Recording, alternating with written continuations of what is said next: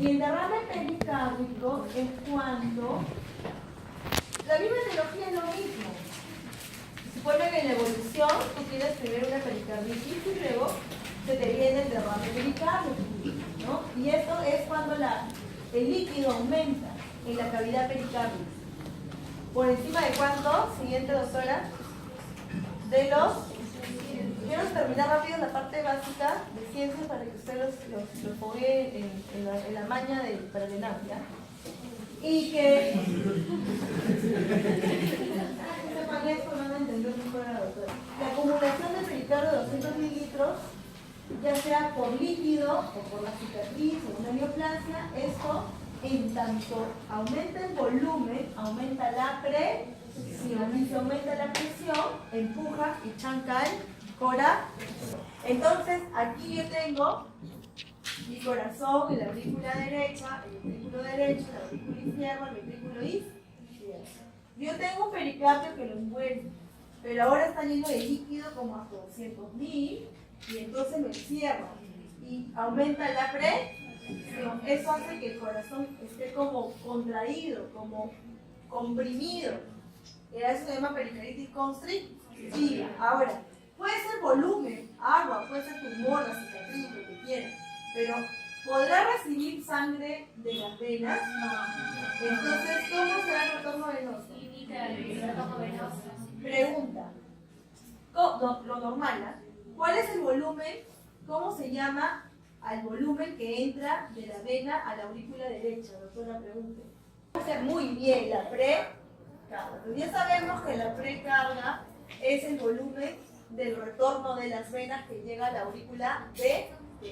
Y una vez que sucede eso, la sangre se dirigirá hacia la arteria pulmonar, hacia el pulmón para poder oxigenar.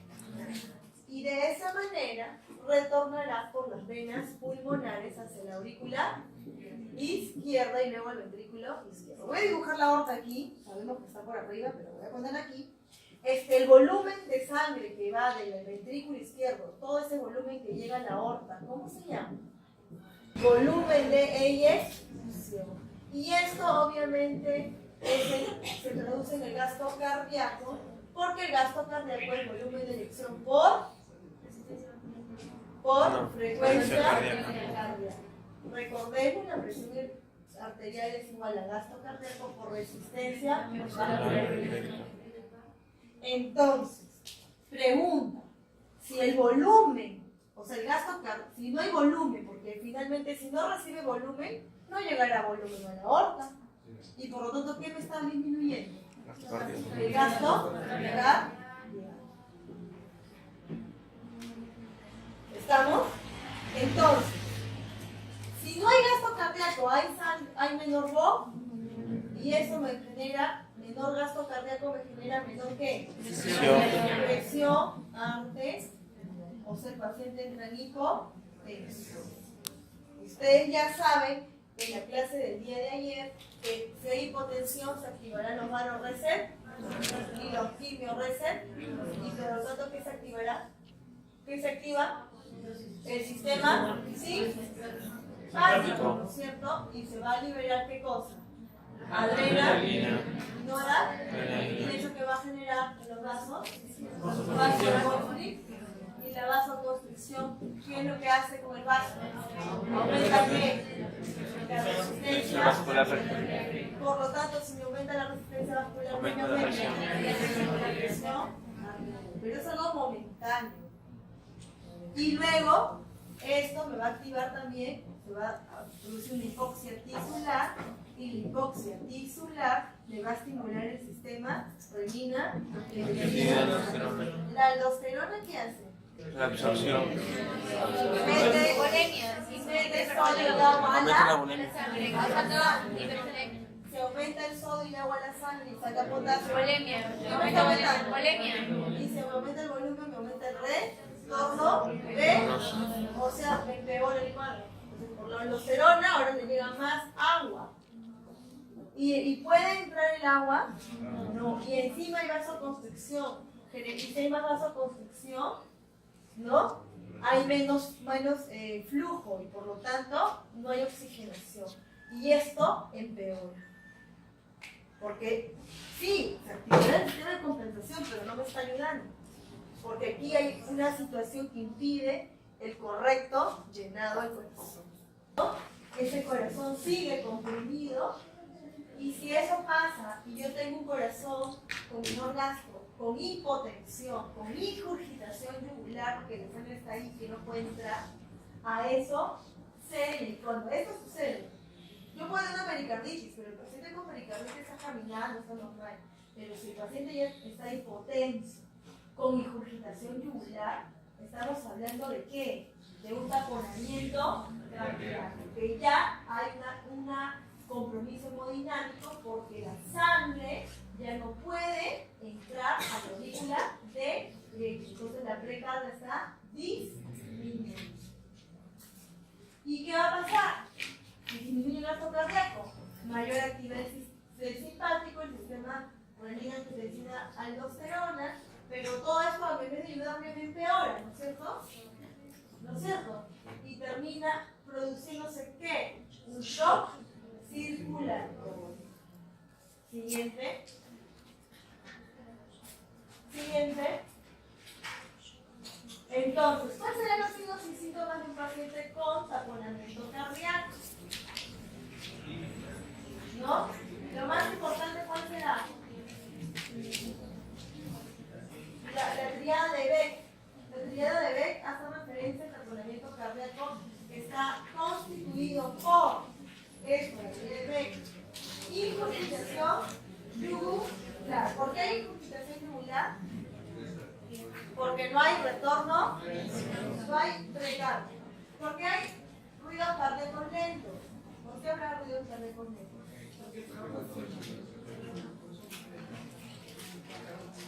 Sí, pero recuerden que los ruidos cardíacos lentos o no audibles, ¿no? Hay una disminución en la auscultación, o sea, uno ausculta y no escucha bien el ruido cardíaco, está disminuido. ¿Por qué? Porque no hay bombeo.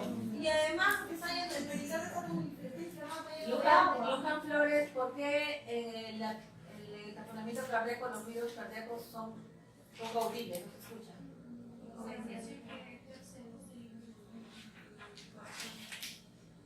Es también otro factor porque el agua no es un buen conductor, no se A ver, escucha nada. ¿alguien se metió en la piscina? ¿Escucha cuando está dentro del agua?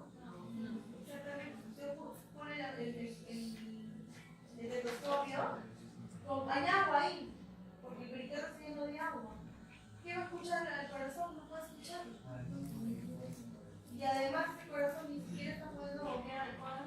Los dos factores, pero el principal es porque el agua es un impedimento para poder escuchar el latido cardíaco. Y número 3, la hipotensión. ¿Por qué hipotensión? La hipotensión por el bajo gasto cardíaco.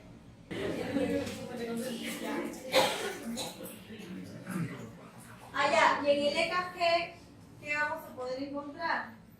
Cambios inespecíficos de ST y bajo QRS, ¿no? ¿Por qué habrá bajo QRS? Aquí está el corazón que está dentro de una cámara pericárdica con líquido. Si hay mucho líquido, este corazón va a danzar, así.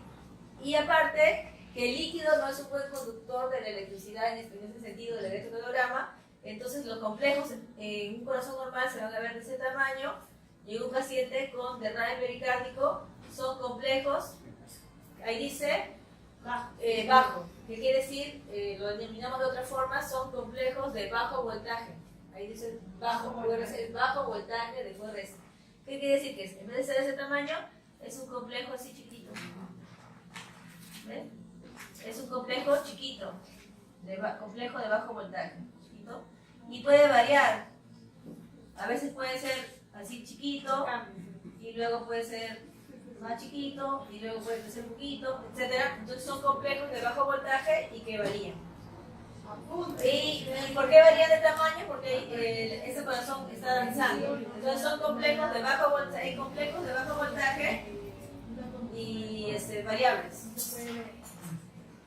¿Por qué hay complejos de bajo voltaje? Porque el agua no va a ser un buen conductor y no se va a poder representar el complejo normal, sino va a ser un complejo chiquititos. ¿Va a mantener la misma estructura? Sí, la misma estructura, pero ahí mencionan que también hay cambios en el ciclo del ST. Puede ser que el ST sea un poco recto, o sea, se altera. Igual se va a alterar. El ST es alterado. El ST se altera y son chiquitos.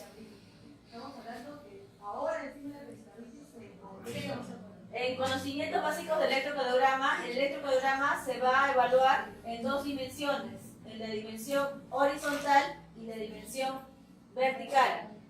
En la dimensión vertical se evalúa, cada cuadradito es 1 milímetro, y en la horizontal, cada cuadradito en horizontal mide el tiempo, que va a medir 40 milisegundos. Entonces, yo digo complejo de bajo voltaje, pero un alumno de UAP no es suficiente decir que la drenaje pericárdico con tapiamiento de complejos de bajo voltaje, nada más. Un alumno de UAP tiene que decir si hay un complejo de bajo voltaje debido a que las derivaciones 1, 2 y 3, la suma de los QRS, pueden revisar suma menos de 15 milímetros. O sea, la suma de estos complejos en el sentido vertical va a sumar menos de 15 milímetros, sabiendo que cada cuadradito en el plano vertical mide muy bien. O sea, son complejos enanitos y varían de tamaño. Ahora se entiende por qué la arteria coronaria irriga la parte inferior, pero no piensa que se va por atrás. Estamos hablando de la cara inferior y posterior. En cambio, la coronaria izquierda se dividía en descendente, anterior y circun. Y la doctora dijo, ¿qué cosa irriga la descendente anterior? La cara anterior. Era que cámara, ventrículo y circunfleja, tanto la aurícula como, pero estamos hablando de la parte superior. Y eso es importante que se recuerden, lo sepan para siempre, porque así yo puedo decir las derivaciones. ¿Cuáles son las derivaciones alteradas en la arteria coronaria derecha? ¿Cuáles son las derivaciones alteradas? Luján Pérez. Marela Ramos, ¿qué derivaciones están alteradas cuando la circunfleja está alterada? ¿Qué derivaciones? Muy bien, excelente.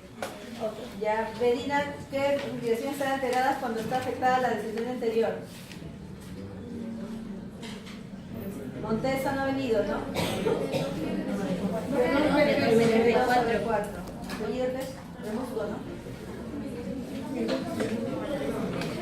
Montesa no ha venido, ¿no? No. 2 días, enfermo. Morales, ¿qué derivación está afectada cuando está afectada la cara inferior? ¿Qué derivaciones están afectadas cuando está afectada la cara anterior? Inferior. Muy bien. Recordad que el electrocardiograma se evalúa en grupos, en bloques, nunca de manera aislada las derivaciones, son agrupadas. Listo. Ya.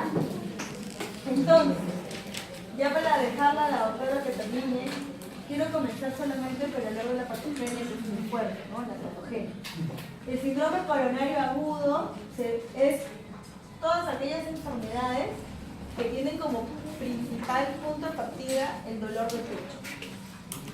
Pero un dolor de pecho no por pericarditis, no porque duele el pericardio. Un dolor de pecho de causa isquémica, por isquemia en la arteria coronaria. El dolor de pecho es isquémico, es un dolor isquémico. Distinto a la pericarditis, que es un dolor neuropático, porque es un dolor por irritación del pericardio, del nervio que inerva al pericardio. ¿Cuál es ese nervio que inerva el pericardio? El frénico. Muy bien. Muy bien, Raiza. Póngale un punto más que está frénico, hace como media hora. Entonces, aquí hablamos de dolor de pecho de causa isquémica, del compromiso de la arteria coronaria. Y dentro de las enfermedades hay dos, anginas e infartos. La angina se denomina dolor de pecho de causa isquémica, ¿no? Pero como hay diferentes cambios morfológicos en la arteria, vamos a dividirla en dos, en la angina estable y la angina inestable. De igual manera, vamos a hablar de infarto con elevación ST y hay infarto sin elevación ST, que luego la doctora se va a desplayar ya hasta el fin del mundo para explicar qué significa cada uno. Pero, en cuanto a la patogenia, el síndrome coronario agudo va a abarcar las anginas inestables y los infartos. ¿Por qué? Porque la angina estable es un evento crónico. Siguiente. ¿Cuál es la causa más frecuente de infarto? El alumno que se le llamó, ¿quién fue? Sí, no sé, Navarro. Muy bien, la arteriosclerosis. Perfecto. Pero puede ser a causa de un vasoespasmo, sobre todo en adultos jóvenes. ¿Cuál es la causa más frecuente de infarto en emergencia en un adulto joven? Choque quiste, consuelo. No es por arteriosclerosis. Drogas como la cocaína, es un vasoespasmo y puede producir un infarto al corazón. Entonces, o una muchacha joven, estudiante de medicina que tiene examen de fisiopatología, el consumo de anfetamina, cafeína, taurina, como el Red Bull, todo eso nos puede producir un vasoespasmo por aumento del sistema simpático. Aumenta la adrenalina y con ello una vasoconstricción al punto de generar una isquemia y un infarto de la arteria coronaria. No solamente existen procesos arterioscleróticos que pueden obstruir, sino también trombos de diferentes índoles y los vasoespasmos. Pero como quiera que sea, puede ser esta una angina estable, puede ser esta una angina inestable o puede ser esta ya un infarto al corazón. Entonces, ¿en qué se diferencia? Bueno, la estable, vamos a hablar de la arteriosclerosis porque es la causa más frecuente, no es la única, es más frecuente. La angina estable es cuando yo tengo una placa de goma que llega a obstruir, como dice ahí, hasta un 70%. Todos estos valores son relativos, por favor, ¿ya? Un 70%. Quiere decir, ¿hay flujo de sangre? ¿Hay o no hay flujo? Sí, reducido, pero lo hay. El paciente con el tiempo se logra adaptar. ¿Por qué? Porque el paciente, como hay lesión endotelial, el paciente sintetizará óxido nítrico o algunas sustancias vasodilatadoras producto de la misma inflamación y por vasodilatación el flujo se va a adecuar. Se adapta el paciente con el tiempo. Y solamente, como es estable, la placa está íntegra, el paciente tendrá angina. ¿Solo cuando? Hace mayor demanda, ¿no? Con el ejercicio, pero generalmente dura menos de 15 o 20 minutos, menos de 20 minutos y calma con el reposo. Y esto es algo crónico, porque el paciente generalmente tiene múltiples antecedentes de tener angina cuando hace ejercicio. En cambio, ¿qué significa angina inestable? Angina inestable es cuando el paciente tiene la placa, pero ahora Zampacatinga se rompió. Se rompió. Y si se rompió, ¿qué va a producir acá? Un coágulo. Si hay un coágulo, va a haber flujo. Puede haber flujo en tanto exista un cachito de flujo. Si es una obstrucción del 90%, ¿qué significa? Que todavía tengo un pedacito de flujo. ¿Qué significa? Que todavía no hay muerte. Hay una lesión todavía reversible, pero el flujo ha sido súbitamente disminuida, porque la ruptura ha sido súbita.